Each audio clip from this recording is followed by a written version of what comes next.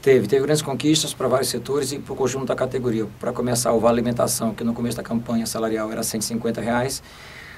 Antes da greve, a empresa chegou a propor R$158, que inclusive a diferença de R$8 ficou conhecida por um aumento marmelado, porque era mais ou menos o valor de uma lata de marmelada. E depois, na greve, a gente conseguiu passar para R$218, um aumento de mais de 40%. Teve também do Vale Refeição, que no início era R$19 e acabou chegando em R$23. Além disso, também teve a conquista do adicional do risco de vida, que é para a segurança, para os metroviários que trabalham com a segurança do metrô, e também para os companheiros que trabalham com a bilheteria, que era 10% adicional. Os companheiros da CPTM ganham segurança lá 15%, era uma briga histórica, e finalmente nós conseguimos chegar no patamar da CPTM de 15% do adicional. Essas foram conquistas muito importantes. Além disso, nós tivemos o reajuste da inflação, se você considerar o IPC da FIP, ainda teve um aumento real de 1,94%, que também foi uma coisa importante, não foi tudo aquilo que a gente gostaria, mas mostrou a força da greve. Mas a maior conquista mesmo foi a gente ter saído de 2007 com uma greve que tinha sido derrotada ainda na gestão anterior, ligado aos companheiros da CTB, e a gente agora reergueu a categoria. Desde o ano passado eram assembleias massivas, o ano passado quase saiu greve, nós também tivemos conquistas, e este ano também assembleias lotadas, tanto a que deflagrou a greve, mas também como a que encerrou a greve, a categoria animada, forte, fortalecida, e uma greve com uma grande expressão de todos os setores da categoria. O sindicato fez um desafio para o governador Alckmin. Se você quiser, os trabalhadores vão trabalhar, vai ter operador de trem, vai ter agente de segurança, vai ter agente de estação durante a greve, desde que libere a catraca. E o governador não aceitou o nosso desafio. Quem botou a PM para jogar bombas em cima da população indignada não fomos nós, foi o governador Alckmin. Então, se tem algum culpado, é o governador Alckmin. E diga-se passagem, na televisão ou em vários órgãos de imprensa mostrou que a população, inclusive, estava indignada com o governo. Na periferia, muitos companheiros estão falando aqui nos bares, as pessoas conversando, havia uma indignação com o governo. Apesar de toda a propaganda mídia, de uma certa forma, nós conseguimos mostrar com a proposta de catraca livre que era de verdade, não era de brincadeira, era de verdade. Os trabalhadores iriam trabalhar durante a sua greve para não prejudicar a população. Quem prejudicou a população e quem criou uma indignação foi o governo do Estado. E quem jogou bomba e botou a PM para cima da população não fomos nós, foi o governo de São Paulo. No mínimo, deveria ter sensibilidade de ter uma outra postura com a população indignada. De acalmar, de tranquilizar, mas não fazer o que fizeram. Botar tropa de choque, prender pessoas, inclusive prender uma copeira, e que inclusive é uma senhora comum. Então, na verdade, o governo do Alckmin, mais uma vez, mostrou a sua face intransigente e, de uma certa forma, repressora, como também fez no Pinheirinho.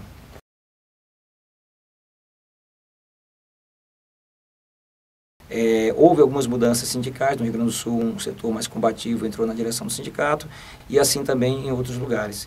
E, por exemplo, se você vê as greves que ocorreram, tem no sistema CBTU, que é do governo federal. Então, Recife, Belo Horizonte e mesmo os ferroviários do Rio Grande do Norte, Paraíba e Alagoas, esse pessoal todo do sistema CBTU. E o governo federal propôs 0% de reajuste de tudo, congelamento de salários. Isso é um absurdo, um governo Dilma ligado ao PT, que é um partido de trabalhadores, ou foi de um passado partido de trabalhadores, de grevistas, hoje fazer um ataque a um setor importante da população e dos trabalhadores, que são os companheiros metrô, da categoria metro ferroviária, propor um congelamento de salário. Isso é um absurdo, nenhum Alckmin fez isso. Tem dinheiro, o problema é definir as prioridades. Por exemplo, hoje nós estamos falando que a população está no sufoco e também os metroviários estão no sufoco. Mais ou menos em 2007, quando teve a última greve, os metroviários carregavam 2 milhões, 2 milhões e meio de usuários. Hoje nós carregamos 4 milhões e meio de usuários. Só que o número de metroviários é basicamente o mesmo. Então, para nós, os metroviários, falta segurança. Funcionários da segurança, falta funcionários da estação, falta operadores de trem, falta companheiros da manutenção e também na administração. Então há um sufoco por parte da categoria e há um sufoco também do usuário que tem a superlotação. E por que a superlotação? A superlotação é exatamente pela falta de investimento.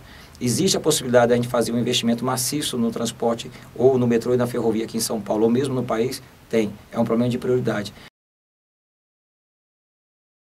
Quando o tribunal propõe ou pede, solicita que os trabalhadores andem a 100% na hora de pico e andem a 85% na hora de vale, eu até falei para a juíza, então aproveita e multe o metrô de São Paulo, porque nos últimos 10 anos, ou desde que existe o metrô, eles nunca cumpriram 100% no horário de pico e nunca cumpriram 85% no horário de vale. Isso não existe. Nem a empresa consegue fazer isso. Então, na verdade, é um pedido para o sindicato, uma tentativa de intimidar ou tentar criminalizar ou tentar impedir a greve. A Globo chegou a fazer alguns links e depois uma gravação, inclusive comigo, mas ao vivo, e o destaque, obviamente, é dado para o governador, para o secretário de Transporte, Jurandir Fernandes, e nós colocamos, inclusive, que uma informação que o governador Alckmin deu na TV Globo ao vivo, no programa do SPTV, tem duas opções para o governo: ou ele está muito mal informado, mas põe mal informado nisso, ou ele é mentiroso. E nós falamos isso em Assembleia, porque ele deu informação que no dia da negociação, que estávamos no tribunal, que nós saímos antes de concluir as negociações no tribunal, um dia antes da greve. Então, o governador, nesse sentido, ou está mal informado ou mentiu, só que nós não tivemos direito de resposta na TV Globo. Então, eu gostaria até de aproveitar aqui e dizer também, pedir para a TV Globo, se é verdade que a imprensa vê os dois lados, eu gostaria que mostrasse o nosso lado também, porque o que o governador falou não é real. A tal deficiência podemos fazer pelo começo, onde teve a explosão e morreu operários. Então, a eficiência é a eficiência da morte. Pode ser, eles são eficientes em matar trabalhadores. Segundo, demorou e atrasou muito as obras da linha 4. Também não é sinal de eficiência. Então, morreu gente no início das obras, atrasou as obras muito, e depois, mesmo na operação comercial, teve muitos e muitos problemas nos trens, falhas de trens. Então, eu não entendi aonde está a eficiência. Na verdade, a linha 4 não é eficiente, eles põem trens modernos, com o último material de equipamentos, de última geração e tudo mais, mas está de longe de ser eficiente. Um outro problema, a linha 4... nós estamos falando que tem uma tragédia anunciada na linha 4. Por quê? Porque eles não têm operador de trem, que a população está acostumada a falar de maquinista. Não tem maquinista. E por que não tem? Porque, na verdade, a prioridade de uma empresa privada é economizar dinheiro. Então, eles preferem arriscar a população do que gastar com um trabalhador, um ser humano. Eu quero dizer que, na verdade, esse é aquele famoso barato que sai caro. Em São Paulo, nós já tivemos uma experiência dessa do barato que sai caro, que foi o fura-fila do Pita. Foi aquele barato que saiu o preço de um metrô fazendo aquela porcaria que foi o fura-fila na época do Pita, junto com o Maluf.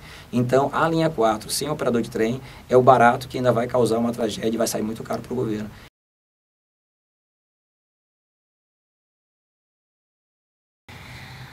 Olha, não faz o menor sentido. Eu vou falar uma coisa.